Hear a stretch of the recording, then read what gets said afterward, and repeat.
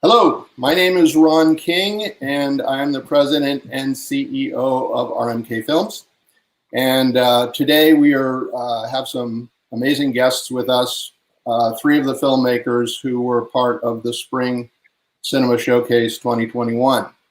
I will introduce them in a moment, but before I do, I will say that I'm a white guy. I've got sort of longish white hair, bushy white beard, a black shirt on, and so that gives you a little bit of information about visually what I look like. Today, I would like to introduce Jessica Janos, who is the director of Acid Waves.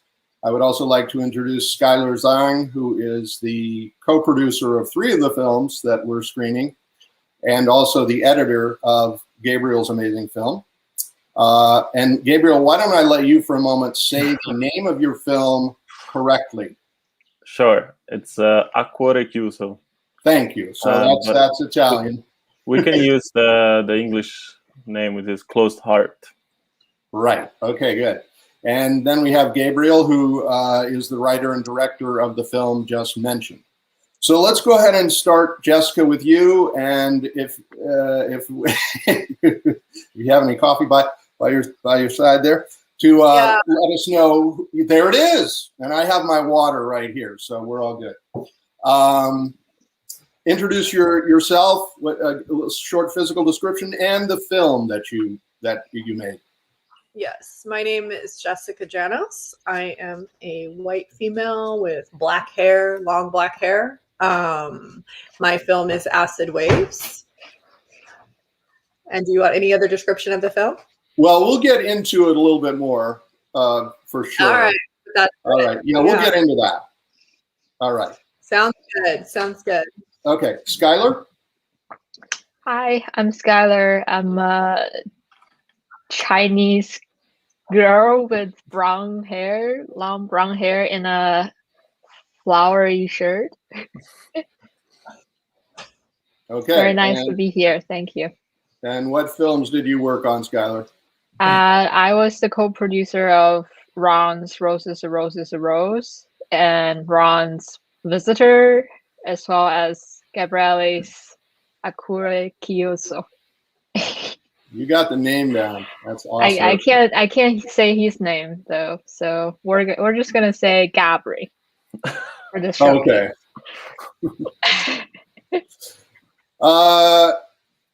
Gabriel, go ahead.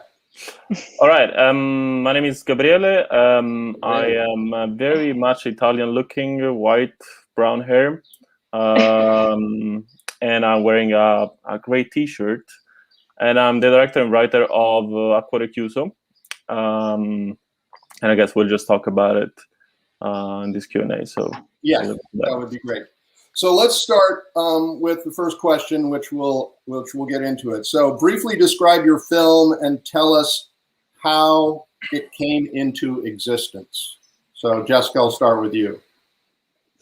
So Acid Waves it's a story told in reverse. Actually, it came to be for two reasons. Firstly, I was thinking about my ex-husband a lot. And I was like I was really depressed over it. And I was like, oh, I need to make a movie kind of about a sort of similar character. This was like and then like my ex-husband from many, many years ago, like 20 years ago. And I was talking to a friend who had donated or not donated, who had given us some music for a feature that I had shot previously. And I was like, oh, I'll make a music video. So I called her, and there was a song that I really liked that we didn't use, but I really liked the song. And I was like, let's do this like film, but to your song. And she was like, yeah, okay. And I really wanted to experiment with shooting on the iPhone at the time. So I wanted to do everything on the iPhone. And so that's kind of how it came to be. So I cast it with some friends, there was a girl that I also wanted to cast in the feature, but the executives were like, said she looked too young for the part. So I brought her in, and then I had some other friends, and yeah, that's how it came to be. So, and then it was the same DP Chris Eckstein from the future. So we kind of all collaborated and made this in over a couple days. But I shot a lot of pre-visualization and stuff because it's actually very complicated how it's shot, because it's shot in reverse, which is an interesting way to do a narrative. It was fun. Yeah. But that's how it came to be. So, you know. Yeah. Okay. Yeah. I want to talk, ask you more about your thinking and what you had to go through to actually make it work as a sort of, like you say, it's a film in reverse, but on the other hand, for the viewer, you're watching it in a chronological order and you're getting more information as you go along. Correct. So it's not like a narrative. It's not like you shoot a movie forward and then just reverse it. It's not like that at all, because it's an interesting process. Yeah. So anyway. Yeah, and I'd like to talk to you a little bit more about that further down the road. So, Skylar, let us know the film that you worked on. Let's just stick with Gabriele. Is that right? Yes. Film. Okay. Yeah, because I'm sure the audience they are pretty familiar with your films. No, we actually haven't talked about them at all. Oh, really? So okay. Yeah, you can talk about how those came to be, but we won't go into all the details on those. But Right. I mean, that's more of like, you should talk about it. Okay, I can talk about that. But let's start with the film you worked on with Gabriele. Right. I'm really bad at pitching or like telling the story, but Gabriele and I worked on a few films together, and in 2019 we decided to go to Sicily, Gabriele's hometown, to shoot this film. So we went, I think it was in October 2019, without knowing that would be the last trip we'll ever take in a long time. So I'm really glad we did it. Yeah, it was your last shoot before lockdown? Yeah. Gotcha. Okay. So, Gabriele, describe your film a little bit and tell us how it came into existence. So the film is about a young woman that witnesses the beginning of her mom's sickness, and then consequently she refuses to take care of her. And it's based on a monologue for theater written by the main actress of the movie, Simona Sciarabba. In the monologue she talked about something that she experienced, so it was obviously very close to her, and she wrote that. And I think a couple of years later, or a year later, I read it. Simona and I are friends from high school, so we were classmates in high school, and we were the two people that wanted to do cinema. She wanted to act, I wanted to direct. So we obviously kept in touch. When I read the monologue, I really liked it, and I asked her if she wanted to make it into a short. She said yes, and after a year, in 2019, I wrote the script based on that, and then we decided to shoot it. It was very improvised, I will say, in the sense it was all organized during that summer 2019, and then people luckily just showed up. Sometimes half of them, I think, from Los Angeles, people from AFI mostly, and then obviously other people from Palermo, from Sicily, and we just made this movie. I have to say that both of your films are very, they have there's a lot for the mind to grasp onto and to try to figure out what's happening. It's a challenge, but a really great challenge, I think, in both films. That's the similarity that I was thinking, because I watched both films again this morning. And they're both very, very engaging to the mind to try to figure out, okay, where's this story going? Which I like a whole lot. And I'll just briefly mention my two films, and that's all I'm going to talk about on mine. Rose is a Rose is a Rose was a project that came out of a class that I took at UCLA on short film making. And I wrote the script there with all the time with one actor in mind, my friend Dan Hagen. And I got the script to several revisions until I presented it to Dan and asked him if he would be interested in acting in it. And he right away said yes, he would, which was great. And then he said, but I'd also like to work on the writing. And so then it began a process of basically went back and did a page one rewrite, the two of us together, and rewrote and prepped it for production. I then had no clue as to how to do a budget for the film. So I literally posted something on the internet, said, I'm looking for a line producer, somebody to take a script, to break it down and give me a budget.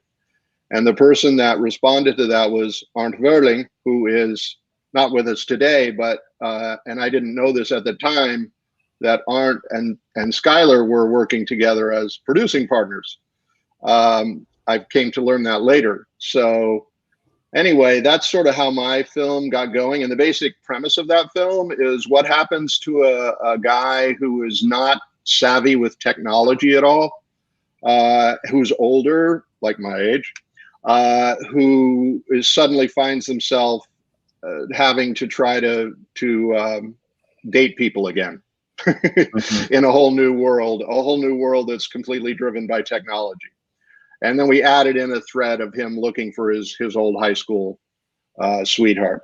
So that's really what it is, comedy. The other one is supernatural thriller, which all started from an idea that I had of, again, it's inspired from an actor I know. I had this idea, what if this guy I know, Eddie King, who's not related as far as we know, was in a movie and something happened, and it was a very specific what happened to him.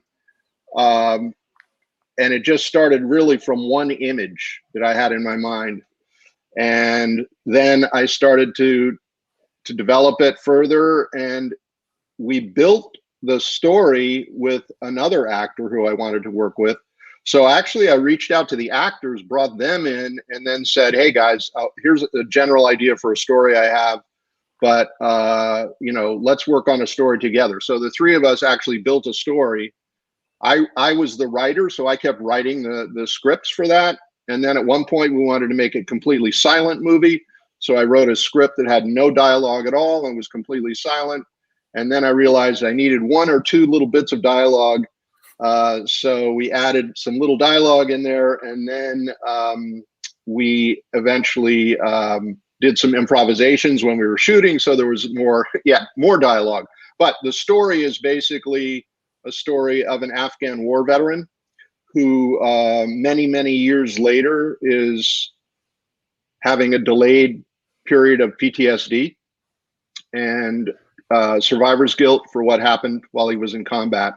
He happens to be taking care of his young granddaughter on the farm when he receives an unexpected visit from one of his former squad mates. And that's all I'll say about the film. But I also say that Jessica was in the movie. And Jessica's daughter, which was fantastic. Yes, Ruby, more importantly, Ruby.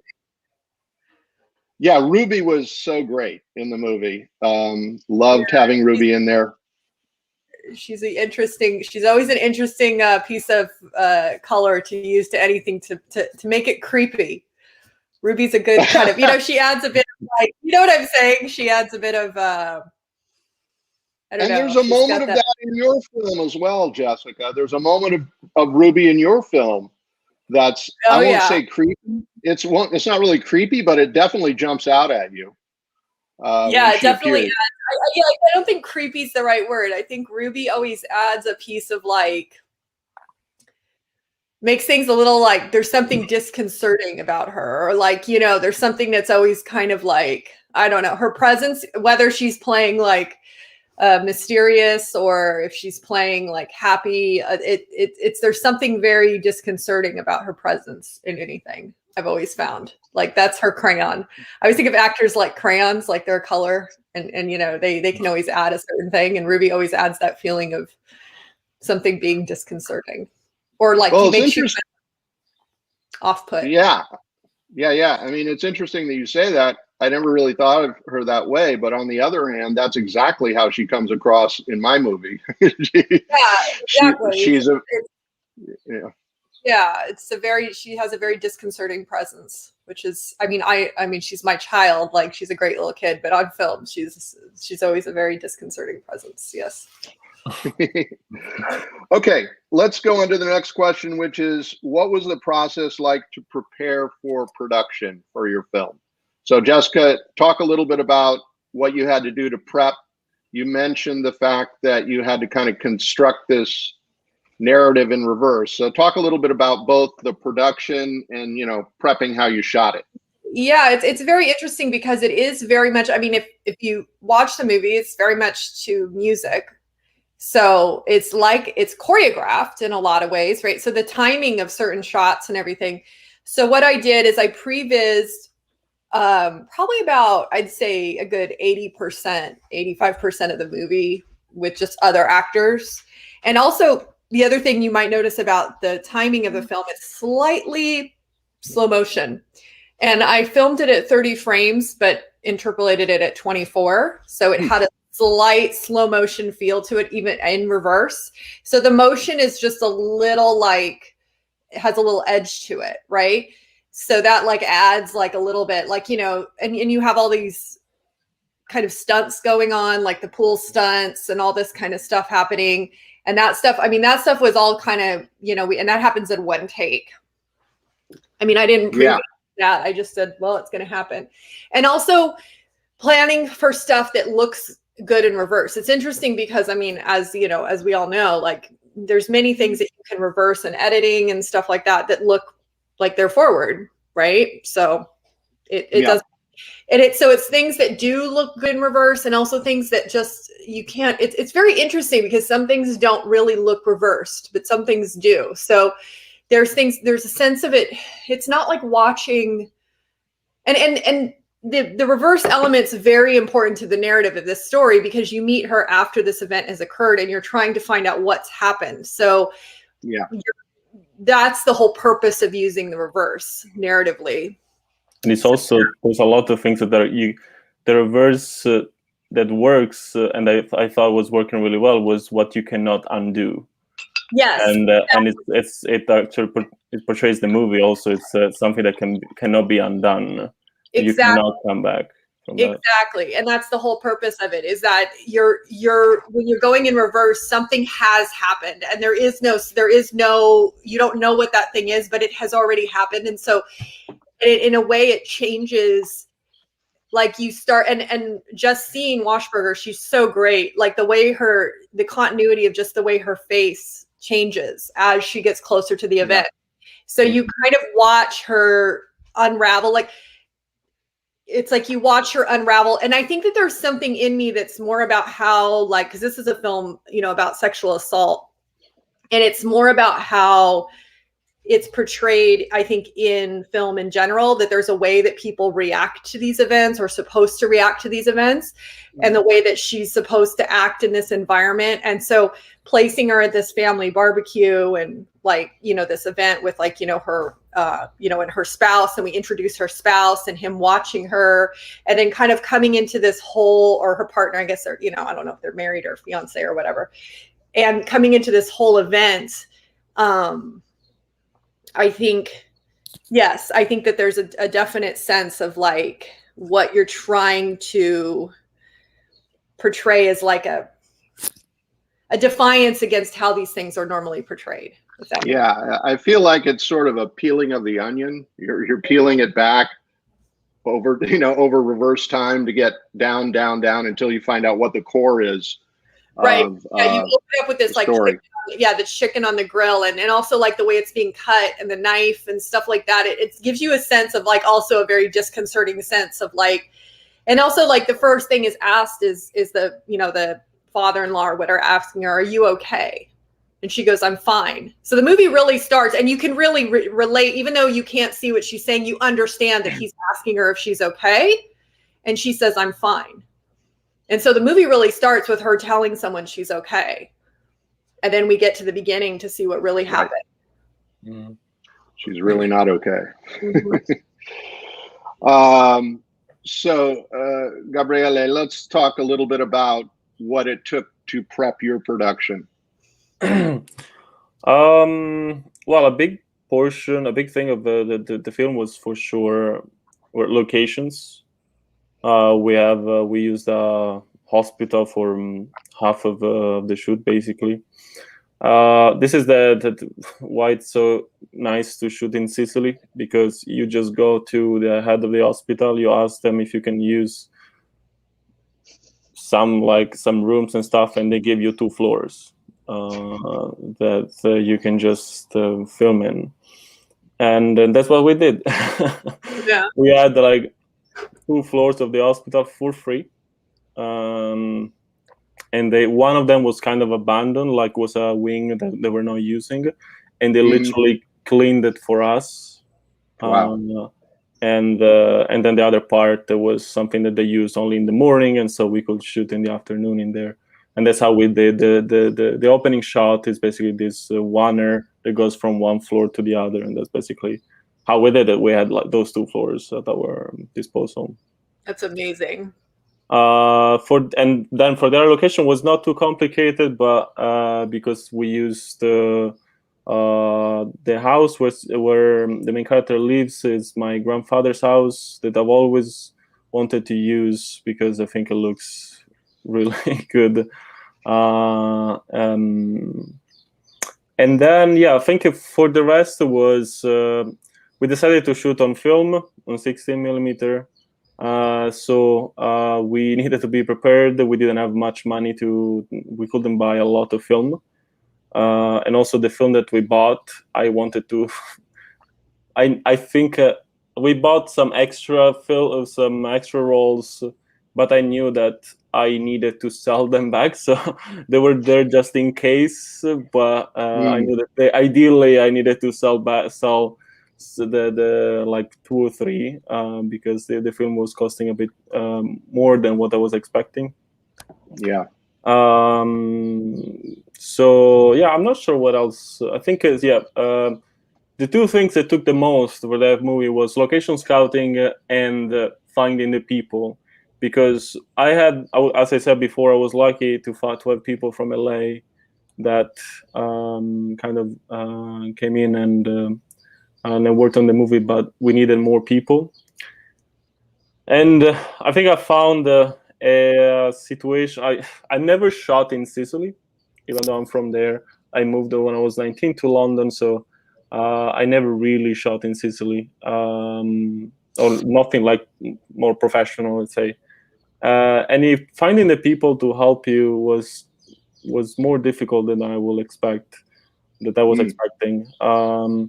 And I think it's due to the simple fact that the cinema industry in Sicily is not too advanced. Actually, now that I think about it, another problem was finding the equipment, finding lighting, because usually production that shoot in Sicily, they have lighting from Rome. They have equipment from Rome. We couldn't afford to have someone coming in with the lighting and all the equipment from Rome. So we needed to find equipment in Sicily. And we found one of our most important lights. It was this guy that had it in a pharmacy for whatever reason. We don't know why. We never found out. This guy had this big light in a room in his pharmacy, and we picked it up from him, and then give it back. Actually, our cinematographer found it. I don't even know how we found it, to be honest. I don't remember. It's been 2 years now. No, a year and a half. So I'm not really sure. They're also Okay. big productions that came to Sicily from other, like someone's all the like leftover from all the other films that people have somehow. Yeah, basically. At some point, we went to this very big. It was like a warehouse or something, and it looked abandoned. And we stayed there for hours because this guy that owned it was sure he had lights he could give us, but he didn't know where. So we spent there hours and hours trying to find the lights, and then we found them, and we needed to understand if they were working. And we got one of the lights, and we brought it to the hospital, and in the hospital it didn't work. So then we have to. That's how we found the guy in the pharmacy, because that guy that light was not working, and it was like this kind of production. Very, very interesting. Well, I want to follow up with Skylar on that same question. And I mean, Skylar, you were mentioning that when you guys first embarked on this journey to make the movie, it sounds like you had a loose plan, maybe, when you started out. So can you talk a little bit about how you went from that, when Gabriele first, presented the idea to you, to actually shooting the movie? What were some of the things that you had to deal with? Right. It was months, right? It was like you presented the idea of shooting this film in Sicily, like in the beginning of the year or something, and then he was back in Sicily for the summer. He was already location scouting, and then we went. You didn't come back, right? You were just there. Yeah, right. So we're basically like talking remotely, and he would like go on location scouts, and he would send us pictures.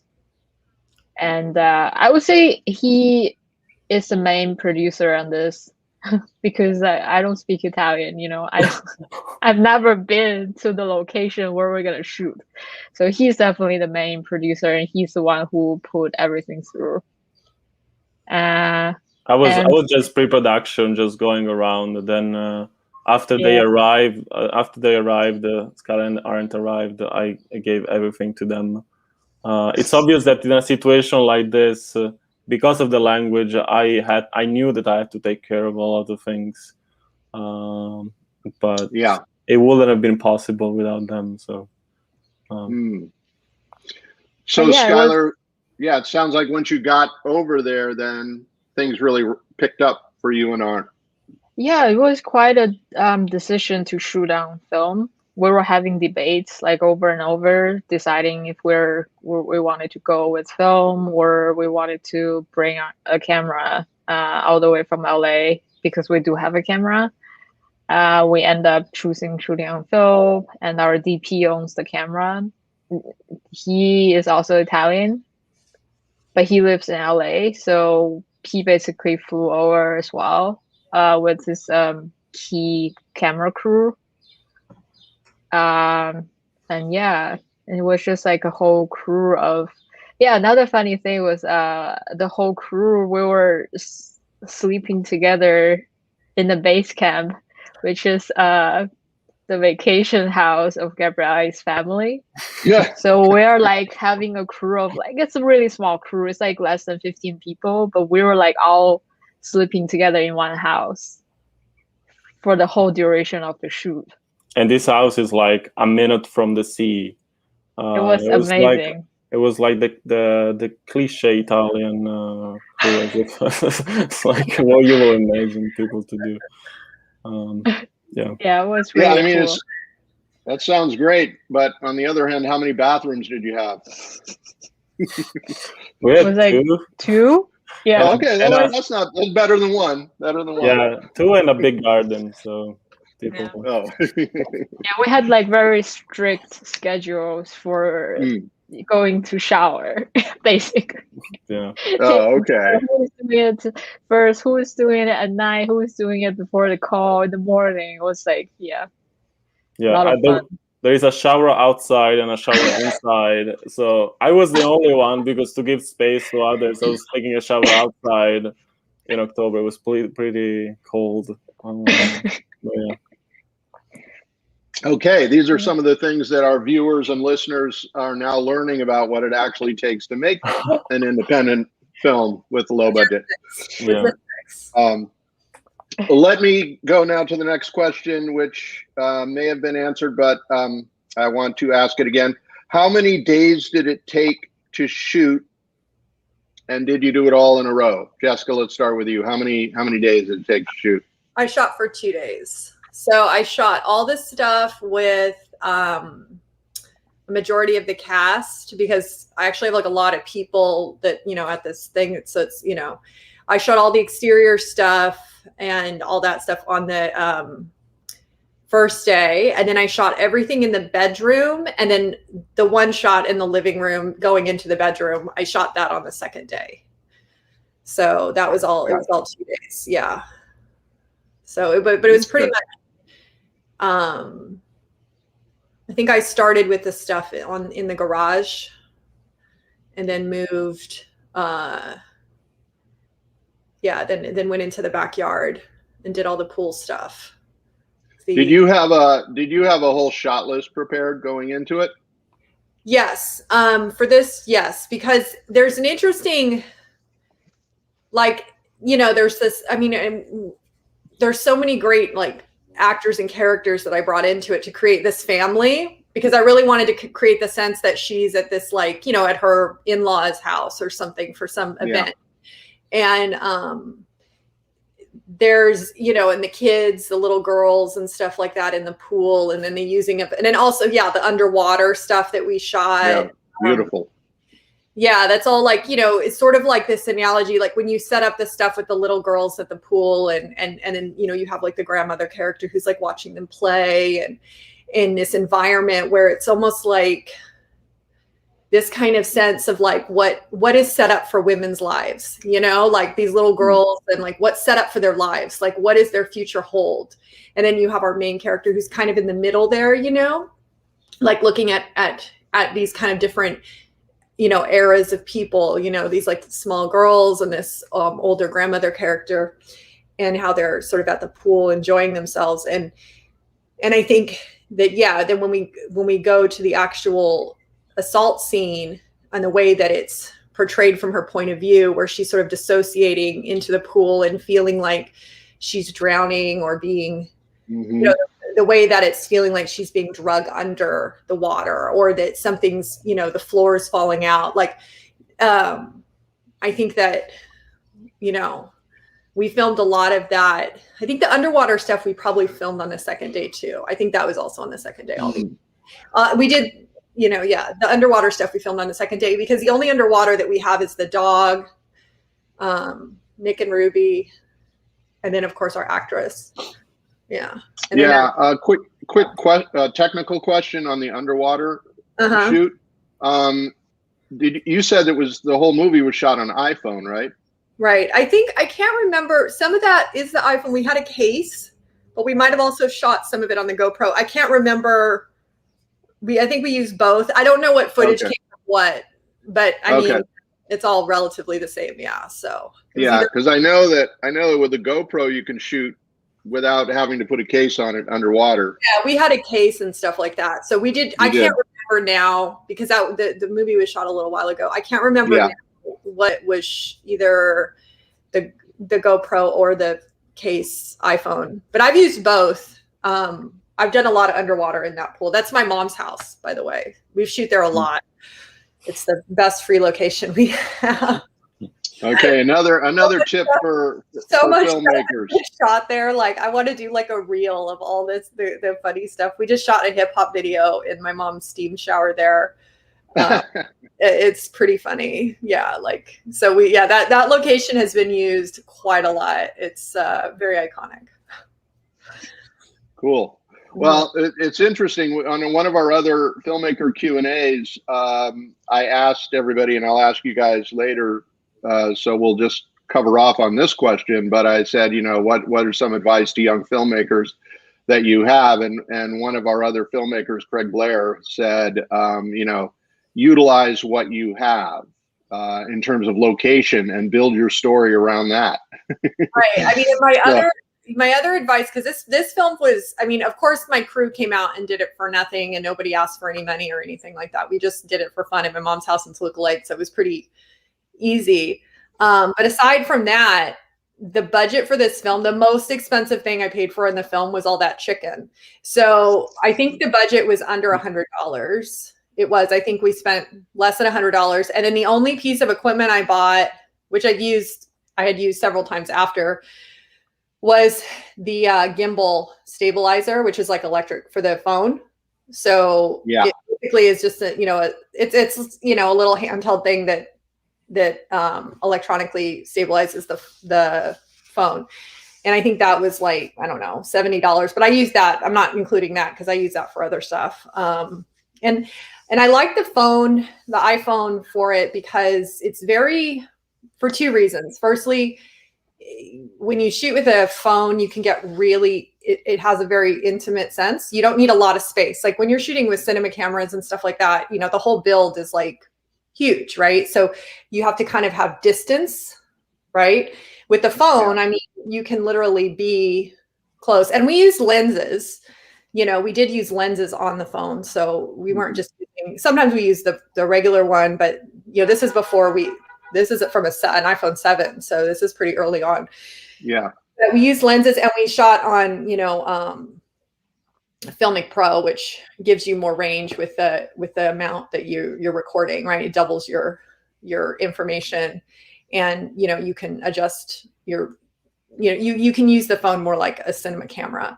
And also, the other thing I like about it is the look of iPhone video has I call it like it has an aesthetic of reality to it. Because when you see something on a phone video, even though it's not being filmed like a traditional phone video, there's something about the feel of it that makes you feel like it's really happening. Does that make sense? Because we're so accustomed to seeing things kind of like we're watching it now, right? Like this that we're seeing now, it has that feel of like this is real. But my other piece of advice, I would say, the one thing I did to make it look expensive, and I recommend this to any filmmaker, the one thing you can always do to make sure your stuff looks expensive, even when it's not, like I said, this was a $100 video shot on a phone, is control your color palette. So I modeled the entire shoot after this photographer. I can't recall his name right now. I always have trouble recalling his name. He shot all those photos in Palm Springs, and he had a very controlled color palette. And I color paletted the entire film very much like that. So I was very precise about what I allowed in the shot and the colors that I used. And if you control your color palette, you can make things look expensive. That makes sense. That's the one key, because if every shot looks like that composed, that's one thing that will always make it, like, if you watch it, you notice the yellow and the green of the grass, and you notice the colors, the red, the way that people are dressed. It has that kind of like almost like Technicolor feel. So I was very specific about like what people wore and things like that, because that's all I could do, because I had no money. So that's great. Since we kind of moved into that question, let me go. We'll stay on it for right now. So let's go to Skylar. Skylar, you've done a lot of work, honestly, over the last few years on many different films. And now you're working on some bigger projects. What sort of advice do you have for young filmmakers or people who are wanting to get started? I don't know. I feel like I'm part of this group right now. So I feel like I'm like one of those young filmmakers. Like, I don't know. All right. Well, then let's delve a little deeper. What for you, what has it been that made you want to keep going? And what is it that draws you to wanting to make films? Just to, I mean, we all come together to tell a good story, a story that's worth telling. And it's just really nice to have people, to find people who share the same dream with you, who has the same drive to get up every day and go work 12 hours, 15 hours on set, or, you know, in post, however it is, just for the love of film. And I think that's very, very important, and that's what drives me, I think. And Yeah. it's great, you know, to get to know you, to get to know Jessica and Gabriele, and just to know you're not alone, and we're all here to do it, and we're, I don't know, we're trying to be better every day.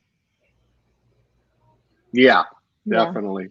So it's a passion, but it's a passion with kind of an understanding of the commitment that it takes, because you're talking about 12 to 14, 16-hour days, which is pretty unavoidable when you're doing film.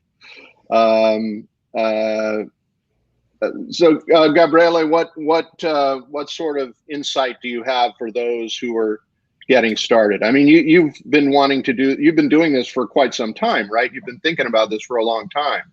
Mm-hmm. Yeah, it's gonna be 10 years. It's basically 10 years, I think.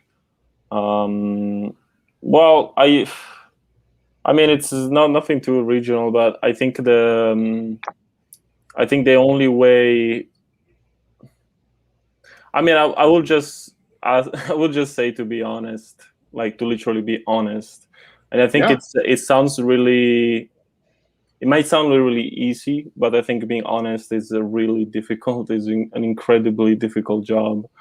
To understand what you're feeling, who you are, what you're doing, why, what's moving you. I think it's really hard, and putting aside all your fears and insecurities and manage to understand the core of what you're doing, and what's the reason that is moving you. To me, I started doing filmmaking, and I entered this world because I like stories and all this stuff. But then I think what I really discovered is that I had this huge opportunity to find myself, and to understand myself, and to understand others, and to understand empathy in a certain way. And I guess the suggestion then will be also understand what you care about and tell what you care about. Mm-hmm. And yeah, that's it. Yeah. I think that's great. And I think part of that too is, and again, this is a little bit cliche too, but you know, don't be afraid of failing, because it's more important that you try to hew to what your voice is. And then if you have if the failure may not be your failure at all, it might be just what other people think or say. But if you're just continuing to work and build and get closer and closer to your own truth, eventually, I think people connect with that, and that becomes a strength. I also think that failure often comes from not understanding your true intentions. I think that's a way to fail, and that's, I think, that the biggest way to fail. I think when you understand your true intentions and you go for it, as I said, with honesty, I think it gets, I think, really, it's not too easy to fail when you do that. It's just really difficult to be honest. So I think that's the hard part. Yeah. I think you have to, I really agree with what he's saying, that for me, my dad was an artist. And so, I had him as kind of like a life coach for how to live as a creative person. And I think one piece of advice that what he always said to me was, be what you are.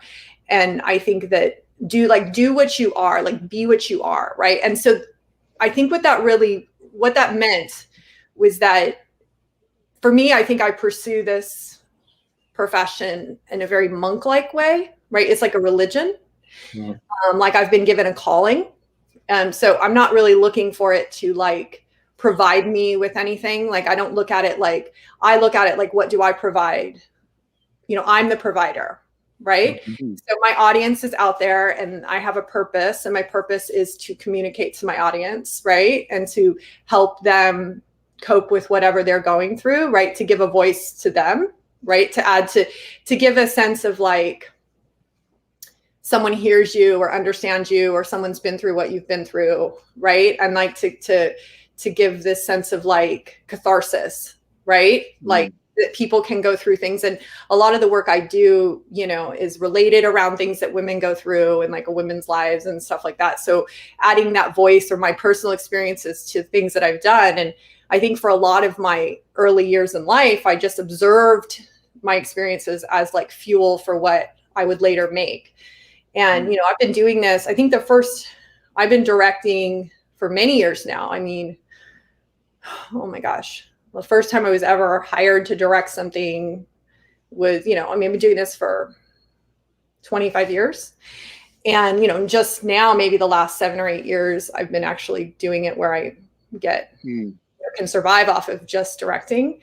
But still at the same time, survival is not, you know, I mean, people have to know that when they go into this, I mean, coming from an artist background or coming from that, I'm very accustomed to living in that way, right? Where you're living on air a lot of times. So, you know, yeah, if you look at this like a religious calling in a way, or like that you've been called to this purpose, I think you can survive a lot of the difficult times a lot easier.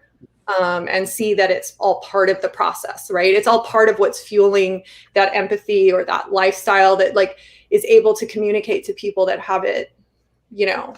I mean, that's all. I always think about my audience. First, I think about my audience, then I think about my actors and what they're going through. And like you said, connecting to the honesty of things and making it feel real, because I think it's, you know, a lot of film that you see is actually just regurgitation of what people have seen in other films. Mm-hmm. That doesn't mean you can't use the same shot in another film. I'm not talking about that. I'm talking about, versus people dealing with their own personal feelings, right? Like if the core or the source is honesty, I think that you're actually dealing with something you've experienced, right? Or you're dealing with your own emotion and then you're translating that versus, you know, dealing with things that you've literally watched on a screen and then reprocessing that. You know what I'm saying? Like, and like I said, I'm not talking about shots or things like that. That doesn't matter. Those are all just the paintbrushes. I'm talking about like the core of the story and like the emotions that you're portraying or the situations you're portraying, you know? Mm-hmm. I mean, I also think that the shots and all the stuff, they can come as a consequence, because I think being honest is the only way of being original. And then obviously shots and language in general comes from the attempt to express this honesty, and when you're doing it, when it's like you put yourself in it, then you find new ways and very, very personal ways of telling stories. Yeah, I mean, it's like, I think if you look at a lot of my work, you wouldn't say necessarily the way it's shot or the way the camera, because I use different cameras all the time. I use there's things stylistically that if you look on the surface, there's similarities, but a lot you wouldn't like look at it and be like, oh, this is all, you know, like cookie cutter the same. That's because the story sort of generates a lot of like what I choose, right? So I think if you look at like everything I've done, you can see, oh, I see similarities, but the similarities, you know, don't really portray to the physical look of every single, you know, I might like, oh, I'm shooting on this camera, or, oh, I'm doing this shots all this way, or I'm using this lens, or I'm doing that. You know, it's not like I use the same. I think a lot of people look at stylistic similarities like they might look at like, I don't know, like the shots or the lenses or the you know, the camera they use and things like that. But that really has no. I do all sorts of different things depending on what I'm doing. Cool. That was a really interesting discussion. I'm going to shift now over to the casting. We talked a little bit about it, but I'd like to talk a little bit more about what was the process of casting. It seems as if, well, I won't say what it seemed like.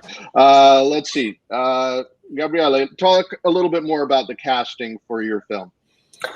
Yeah, so as I said, the main actress was also had written the monologue for theater. So since the beginning, she was gonna, and she's an actress, so she was going to be the main actress of the film. I was very lucky because before I said that Sicily sometimes, it's difficult to find people, but it's very easy to find actors because there are a lot of there's theater, there are a lot of actors in Sicily, and those actors actually were very easily to reach. I mean, two of the secondary characters, the character playing the mom and the character playing the aunt, they're both like, they were last year, they were on the red carpet in Venice. They made a movie called the Macaluso Sisters, that won, I think, a couple of prizes, if I'm not wrong. And they were very easy to reach, and through the main actress, so I reached out to them, I showed them the script, and they liked it, and they just joined. I mean, there's no much. It was actually, that was like the easy part, getting this very good actors. They knew Simona, the main actress, so they obviously, when you're in Sicily and you say that you live in Los Angeles, that has an effect, luckily. So I actually used that as well. But yeah, in general, they liked the project and they just joined, and it was great actually. That particularly the character of the aunt, that I think is an amazing actress. I was so sorry that she had such a small role, because she actually already worked, I think, briefly with Malik, because he shot in Sicily, and she was part of a movie that I think it didn't come out yet. And now she's doing a lot of things. That's great. Yeah, she was really good. Really liked her performance. Yeah. Yeah. Skylar, on casting, you've been involved in casting on a few films. What were some of the challenges that you've encountered along the way with casting? I feel like it's been so long since I've been in a casting session, because I switched my field of work. But I feel like in general, because I've done some, I've directed a few shorts of my own. So I feel like casting for me is really just like love at first sight, that kind of situation. It's like you call people in and you see them, and you're like, okay, that's it. That's my girl, or that's my guy. I remember that very clearly for my my short film.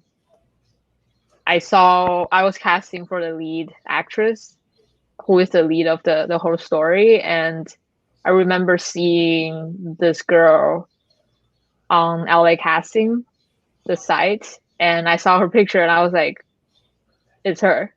I already know. Wow. Yeah, I was like, I was like, I already know it's gonna be her. And then she came into the casting. She came in the whole, like, she is like, I don't know, the embodiment of the whole character. So it was just like, then I was like, okay, yeah, you're cast. Yeah, I don't need to see anybody else. So I don't know if it's the same for you guys, because I feel like after all, I'm not a director. Or not anymore. So that's my short experience with casting a few years back. So I don't know if it's the same for you guys. Yeah, like when you see the person, you know. I mean, I've heard of that many times, and I've heard of directors, very well-known directors, who will see a photograph in a magazine or something like that, and they'll say, I want to see that person. That person's perfect for what I'm doing. And then they end up being in the movie, you know. So that's not a totally uncommon way. But I just want to follow up on that. Once she was in there and she was perfect for the part, did you change any of the dialogue or anything like that? after you met her, or what? Or did she do exactly what you had in your script? She was very similar because it's just kind of crazy. It's like the character just jumped out of the script. It's like the character, I didn't really have like a specific description of the girl. Like she could be anybody. I didn't have a clear image of the person when I was writing it, but then when I saw her picture, it's like the whole script in my head just changed. Like the face just changed to hers, you know. Wow. So it just became so natural. Yeah, so I didn't really have to change dialogue because she came in and she talked the lines, and then it was just, it's her. Yeah. Well, that's great. That's a great story. Jessica, you talked a little bit about the casting for Acid Waves, but you had a fair amount of people in there. How long did it take to get everybody together? Well, like Justine is so good, and I want to use her more. It's like I've tried to use her so many times, even since then. And it's like whenever, you know, it's like I've got to find the right project. She's really good. And then Matt Fahey, he's also really good. It was interesting. Like, I mean, it started with her. Once I had her in the role, because she's just really good. She can just play. And then it was finding a guy, you know, and then she knew Matt. I think we initially had another actor that I had used in something else, and then he wasn't able to do it. But luckily then we remembered, and we know Matt through a few people, but it was like someone who could play that kind of passive, sort of nice guy. I think on the surface, like when you meet him, he doesn't seem threatening at all. And he seems very, and then like when you kind of come to see him, it's almost sort of like, you know, playing that last moment and how that goes down, you know, like, I think, you know, finding that coupling and the way we portray that, you know, that moment too, where it's like up to the last moment, like, what does he have in his mind? Like, what is it that's going on here, you know? And it's a fictionalized situation based on reality, but, you know, I mean, there's, you know, and then with all the crew at the time, I was in a writer's group, and there was a lot of people there that were actors, and the couple that plays the parents, I've used them a few times. They're actually married, and they're both actors.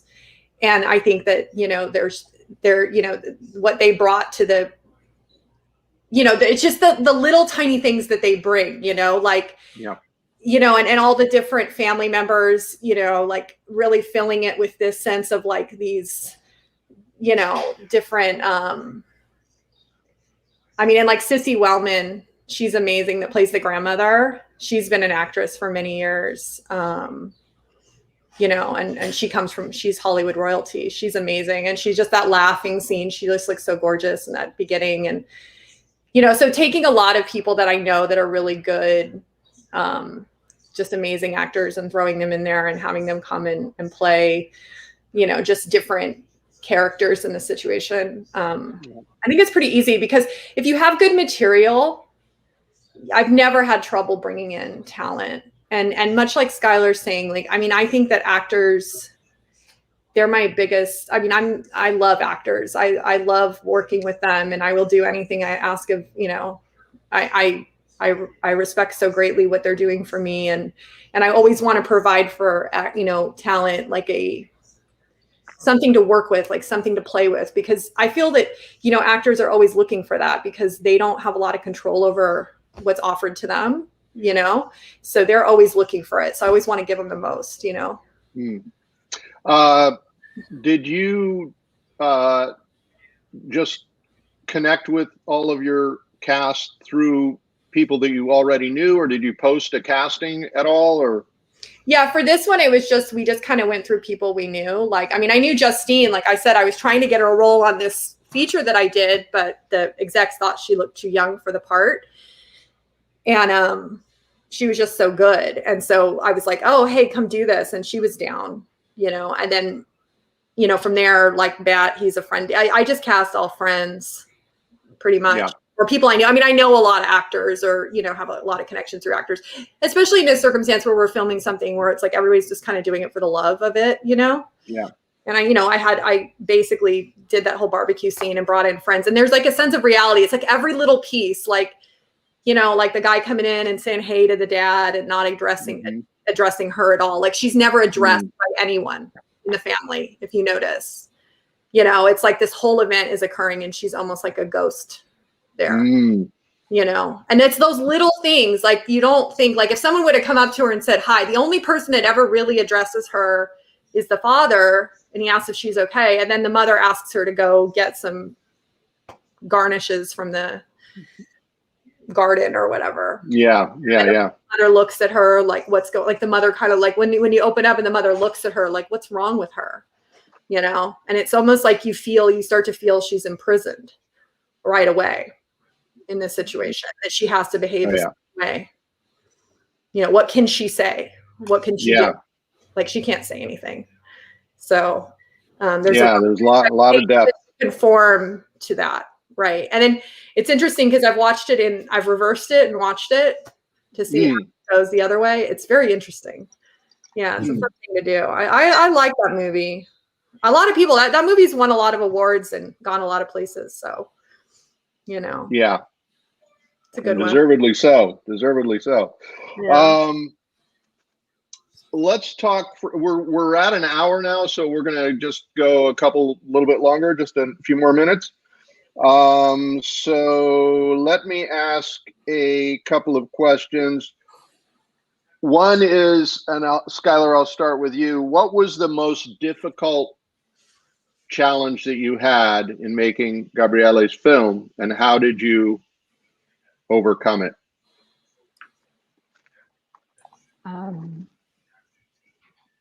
I guess this is coming from my role as the editor of this film. Okay. Because we're shot in Europe and they have a different frame rate system, because the electricity refresh rate in Europe is different. So if we shot at the normal 24 frames per second US standard, you can see the light flickering. So we had to actually shot in 2 different frame rates because we're finishing in the US. So we're trying as hard as possible to adhere the standard here, but because we have quite a few scenes where we had to get that light from the pharmacy. So we had to shoot those scenes with the 25 frame European standard just to accommodate the light. That was a big trouble for us when finishing, because we had mixed frame rate. We are shooting on film, and it's true 24 and true 25 instead of 23.976. We had to get the film scanned. We had to, just a lot of trouble, but we did it. This is how ignorant I am. I had no idea this thing was happening. Like I'm hearing it for the first time. He didn't even know. We were having a huge discussion with the DP on set just to figure out to troubleshoot this. But yeah, I guess the director just didn't care. That's a little judge. It always is good to, it's always good to shoot. I think it's always good to shoot faster anyway, and then slow it down. Yeah, that's true. Yeah, that's why we're like, okay, we'll just do. It just adds a little zhuzh anyway, And I mean, even with your audio recording, it's probably not going to make that much of a difference if you time it out. The actors will just have some more bass to their voice. It's a little.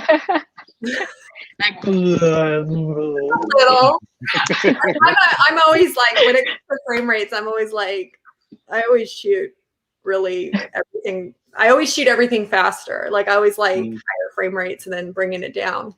Yeah, that's definitely easier than generating new frames out of like 24.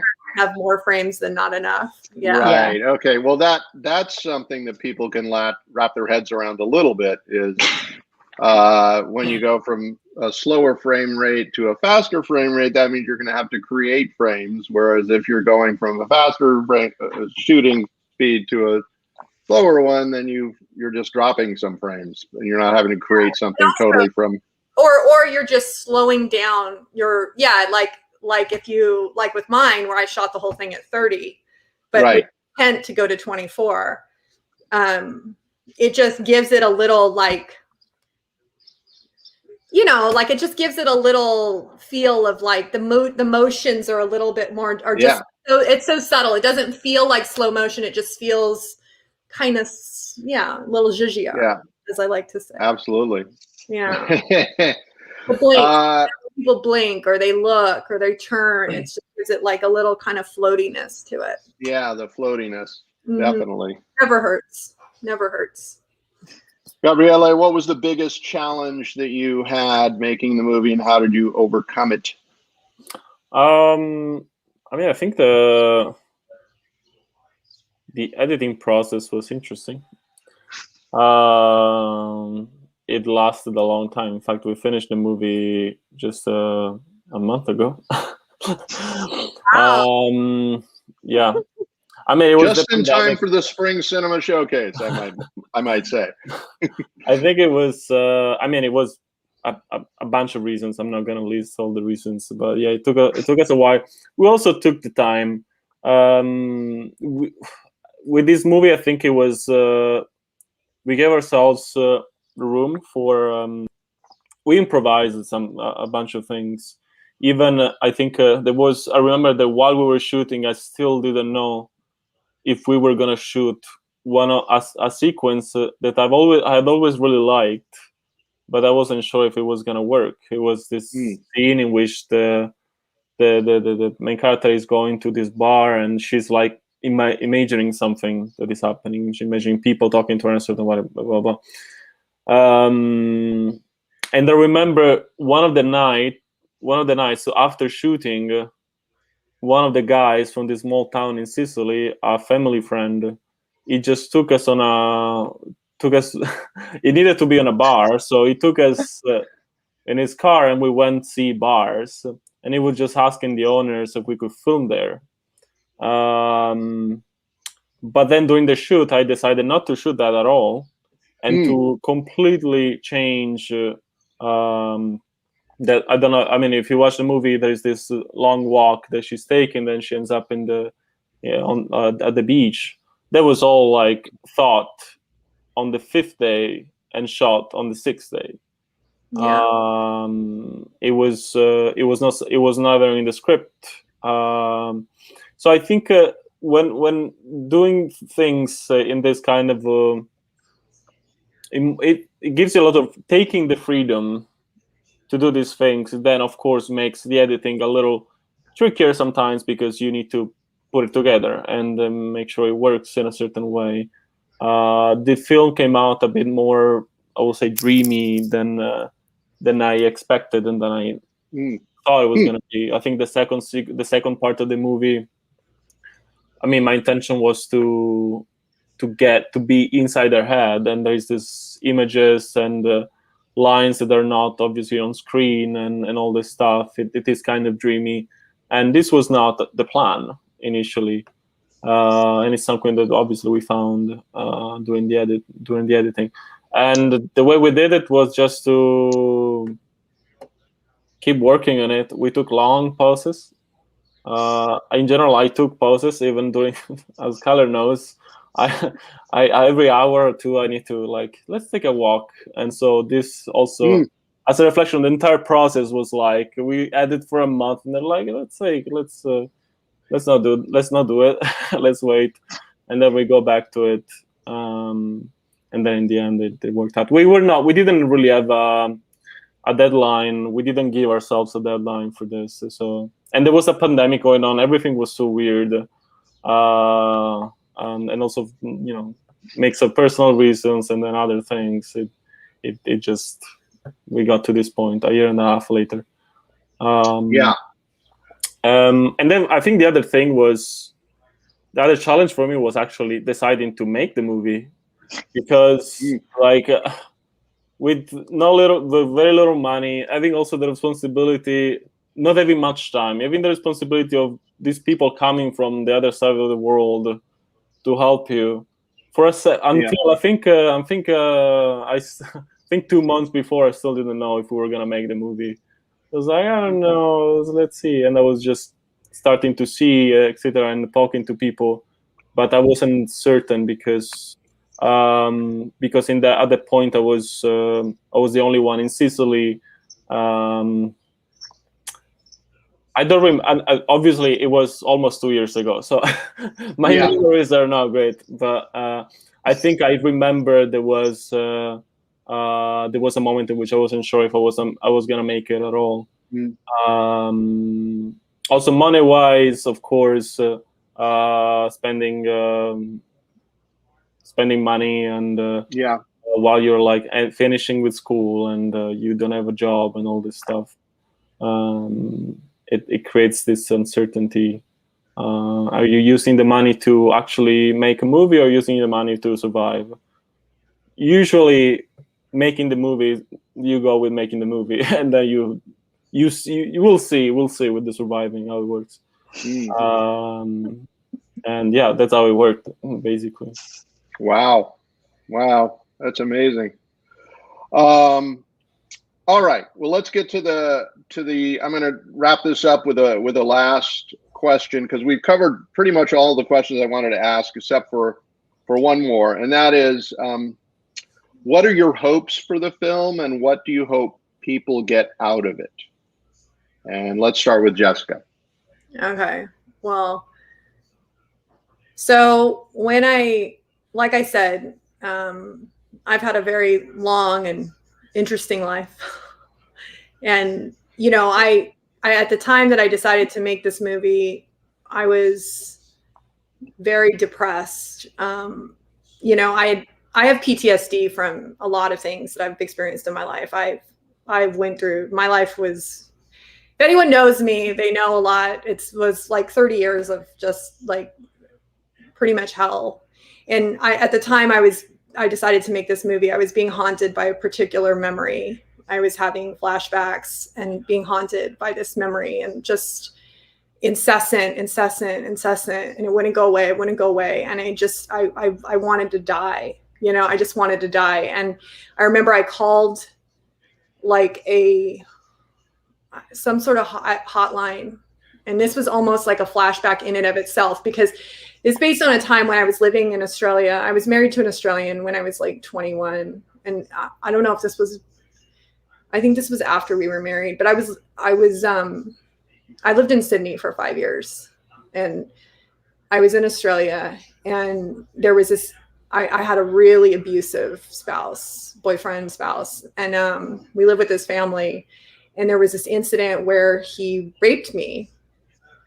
And I remember it happening and then coming out of the room, and like his mom is making apple pie, and I walk outside and his dad is barbecuing, and there's kids running past me, and I'm just like in this trance.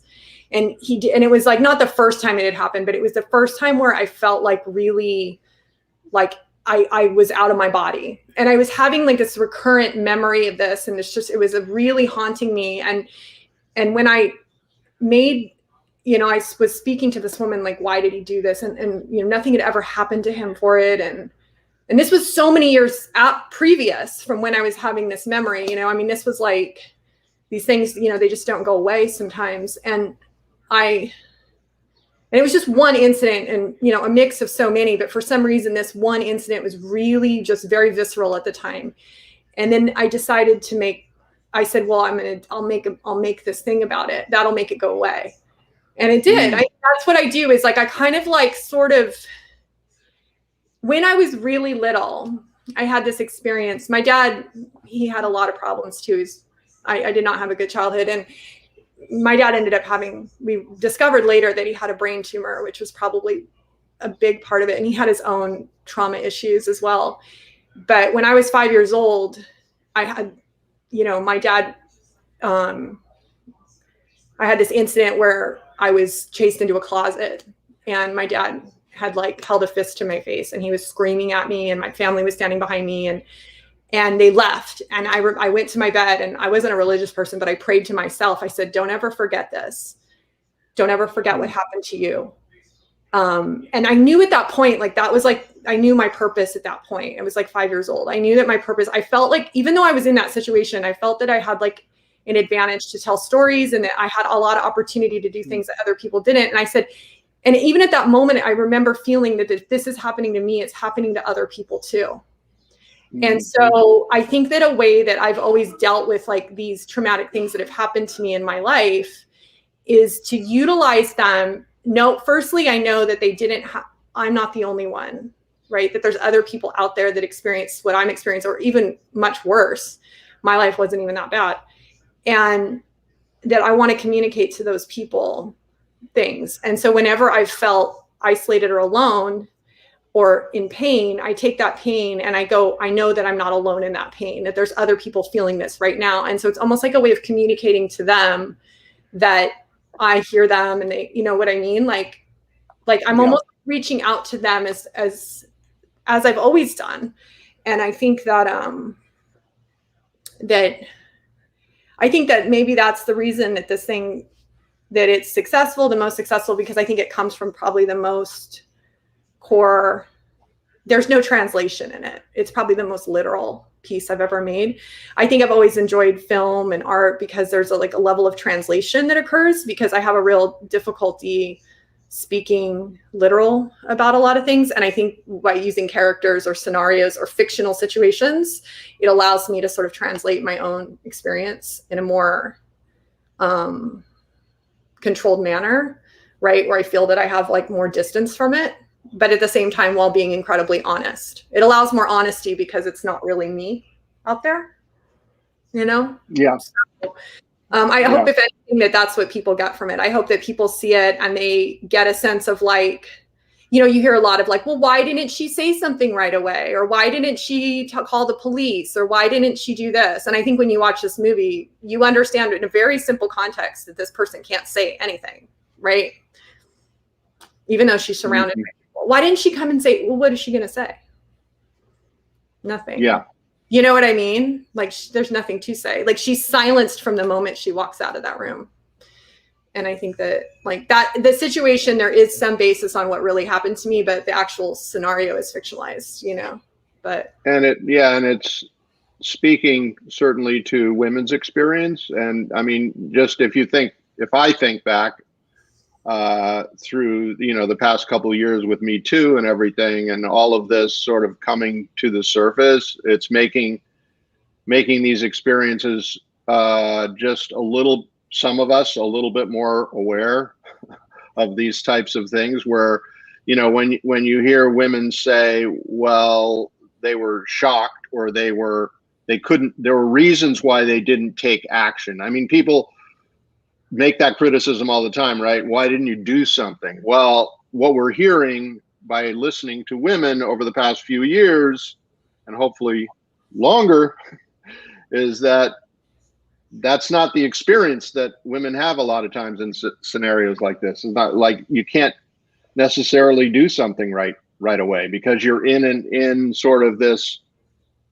world that's already going on. I mean, that's what your film does so well, I think, is it? Yeah, and I think it plays, you know what I mean? Marriage and an idea of like what married women, I think, deal with. I remember I was on something and made some comments. I was like, oh, what happened to you? Were you in like sex trafficking or something? I'm like, no, I was married.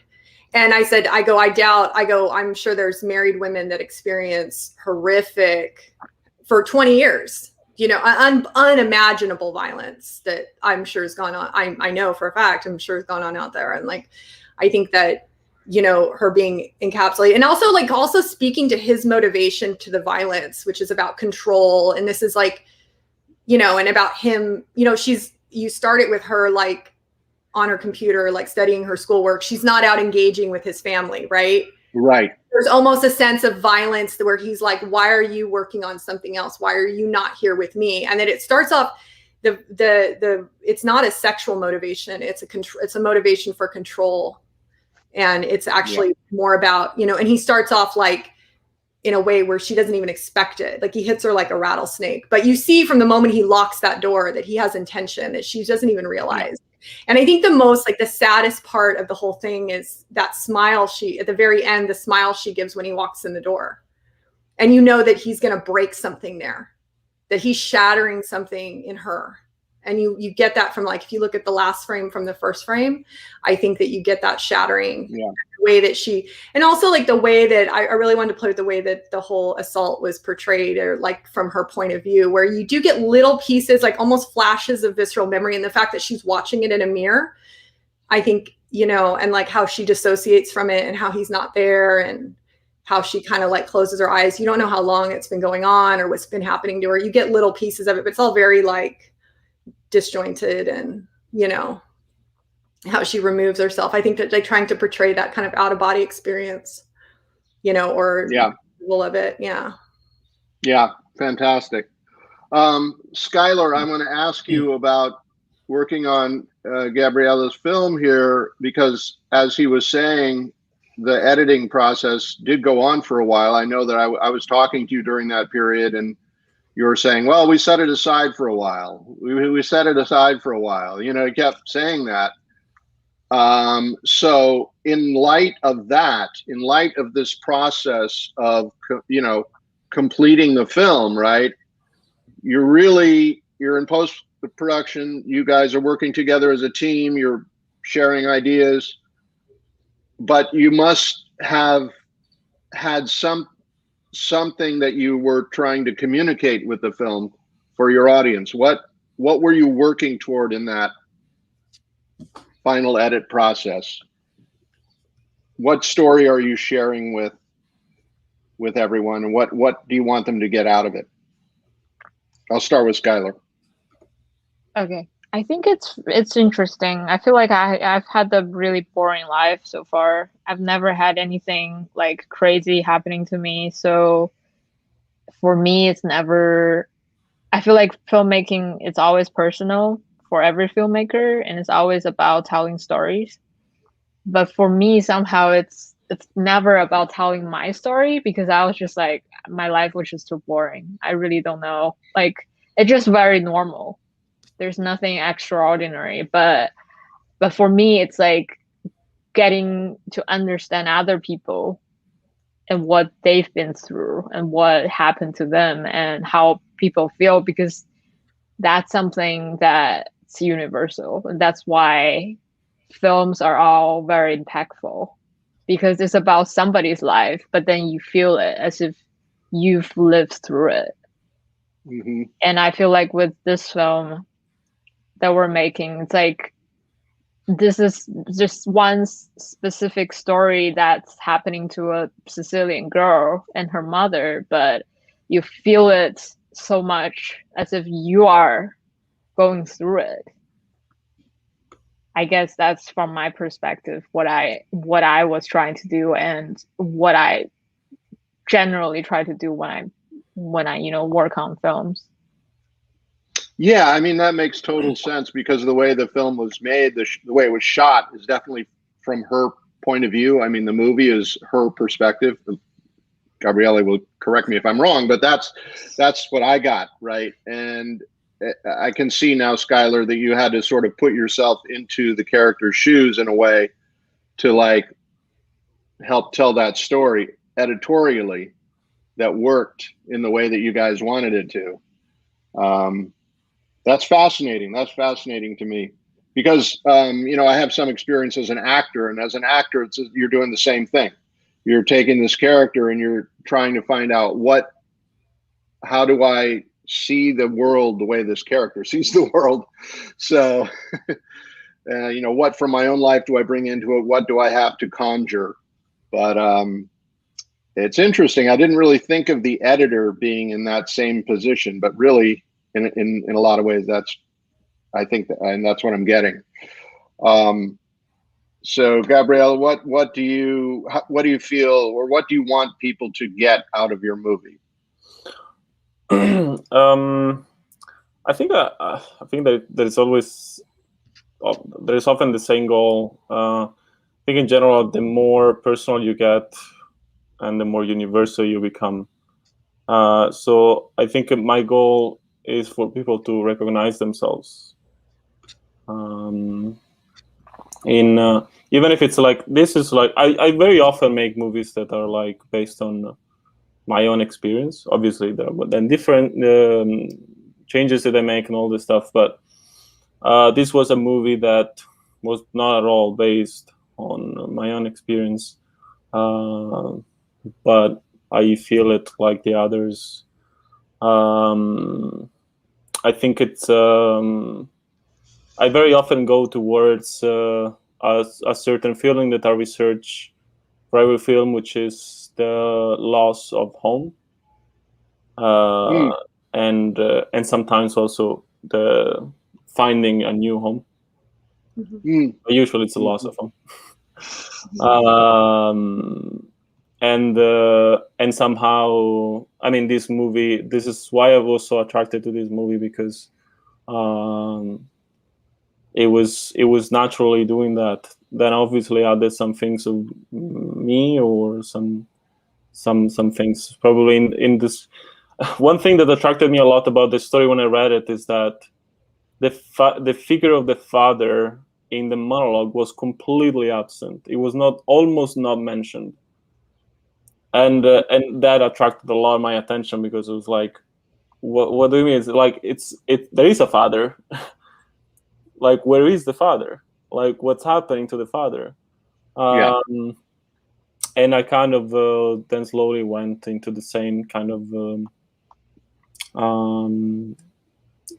same kind of idea, loss of home, and of people that have lost home long ago, and are just trying to survive somehow.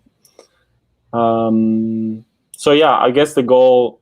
That's what I said. It's for people to recognize themselves in the story, or in the feelings of the story. Yeah, well, that's pretty powerful, because I think loss of home and finding home is something that happens several times through a person's life, even if they have a quote unquote boring life. You still are separated from a place that you feel is home, and then you're going to find another one, hopefully. I mean, it might happen rapidly for some people, and I don't know. That whole concept is pretty powerful for me right now, just because honestly, with the homeless situation, like I ride my bike every day around here, and it's, you think about that. These are people, they actually do have a home. They live on the street, but they're called homeless, So it's a powerful theme, and I think that's something definitely worth exploring. But I think your film does it in a very poetic and beautiful way with the characters. So yeah, thank you for bringing that, and thank all of you for these amazing films that you created. Super excited that they were part of the Spring Cinema Showcase, and I know that they will go on their own with further life out there in the world. So very, very exciting to have you guys be a part of this, and to be able to give some voice to getting your films seen by people. That is all I have. Does anyone else have anything that they would like to ask or share with one another? Or are we good? We're good. Thank you so much. Thank you. All right.